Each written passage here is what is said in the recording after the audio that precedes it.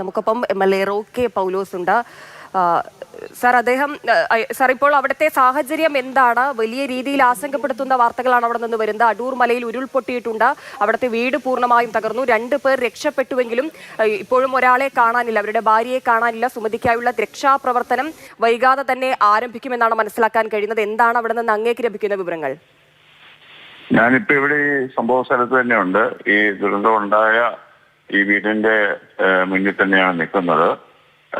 രക്ഷാപ്രവർത്തനം തുടങ്ങാനുള്ള നടപടികൾ ഇപ്പോൾ ഇവിടെ ആരംഭിച്ചിട്ടുണ്ട്. ഇവിടെ NDRFന്റെ സംഘവും എല്ലാവരും എത്തിച്ചേർന്നിട്ടുണ്ട്.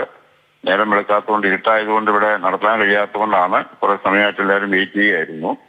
അതിൻ്റെ അകത്ത് നിലവിലെ പ്രവർത്തനങ്ങൾ ആരംഭിക്കുകയാണ്.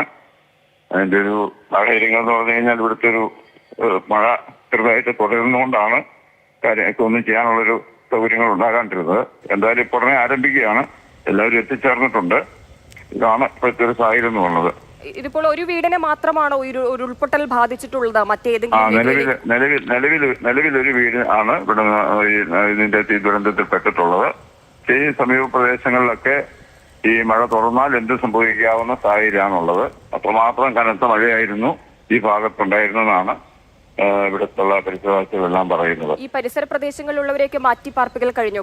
കാരണം ഇനിയും അവിടെ അപകടകരമായ സ്ഥലത്ത് താമസിക്കുന്നവരെല്ലാവരും മാറ്റി പാർപ്പിക്കാനുള്ള ക്രമീകരണം എല്ലാം ചെയ്തിട്ടുണ്ട്. കളക്ടറുമൊക്കെ എത്തിച്ചേർന്ന് നിൽക്കുകയാണ്. ഞങ്ങള് ഇവിടെ ഉണ്ട്, കുറെ സമയമായിട്ട് ഇവിടെ ഉണ്ട്. 1 മണിക്കൂറായിട്ട് ഈ സംഭവ സ്ഥലത്ത് തന്നെ ഉണ്ട്. ശരി, ഇനിയിപ്പോൾ രക്ഷാപ്രവർത്തനം അവിടെ ഏത് രീതിയിൽ നടപ്പാക്കാനാണ് ഉദ്ദേശിക്കുന്നത്? ഏതൊക്കെ അടിയന്തരമായിട്ട് ഈ രവിയുടെ ഭാര്യ സുമതിയെ കണ്ടെത്താൻ വേണ്ടിയുള്ള ശ്രമങ്ങളാണ് തുടങ്ങാൻ പോകുന്നത്. ഒരു JCB എത്തിച്ചേരുന്നേ ഉള്ളൂ. വഴി ഇങ്ങോട്ട് കയറി വരണമെങ്കിൽ ദുഷ്കരമായ വഴിയാണ്. അപ്പോൾ JCB എത്തിയാൽ മാത്രമാണ് അത് ആരംഭിക്കാൻ കഴിയുള്ളൂ. അത്തരൊരു സാഹചര്യത്തിൽ നിൽക്കുന്നു ഇവിടെ. ശരി, തീർച്ചയായും വളരെയധികം നന്ദി. MLA റോക്കെ പൗലോസ് ആണ് നമ്മളോട് പ്രതികരിച്ചത്.